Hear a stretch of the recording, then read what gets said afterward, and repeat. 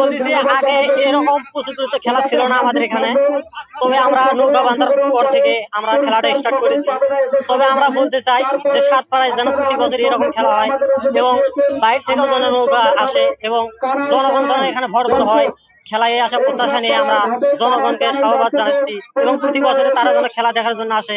আগের মতো হয় না, কিন্তু আমরা চাই এই খেলাটা প্রতি বারে বারে হোক।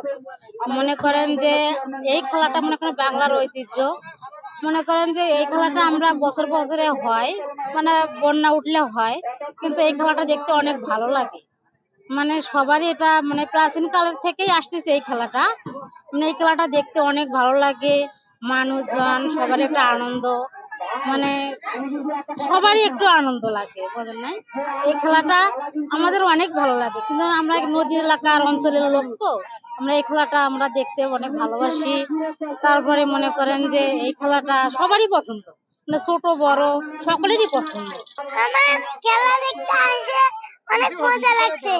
এই খেলাটা করলাম, আমি এখানে অনেক মজা করলাম, ঘুরলাম। এই তো সাতপাড়া আসতেছে, সাতপাড়া। তো বন্ধুরা, আমি আজকে খেলা দেখতে আসছি সাতপাড়ায়। বছরের ন্যায় এখানে হয়ে থাকে। আর এই খেলাটা গ্রাম অঞ্চলে হওয়াটা দরকার, কারণ মাদক থেকে দূরে থাকার জন্য অন্তত এই খেলাটা প্রয়োজন। আমরা প্রতি বছরের ন্যায় এই সময়ে এই বছরে এই খেলাটা এখানে হয়ে থাকে। এই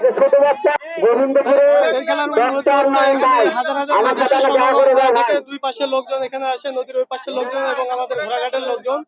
আর খেলাতে মূল আকর্ষণ হয়ে থাকে যে একটা নৌকা আর একটা নৌকাকে যখন ওভারটেক করে কোনো নৌকা প্রথম হয়, এটাই হচ্ছে নৌকার খেলার প্রথম আকর্ষণ আর কি।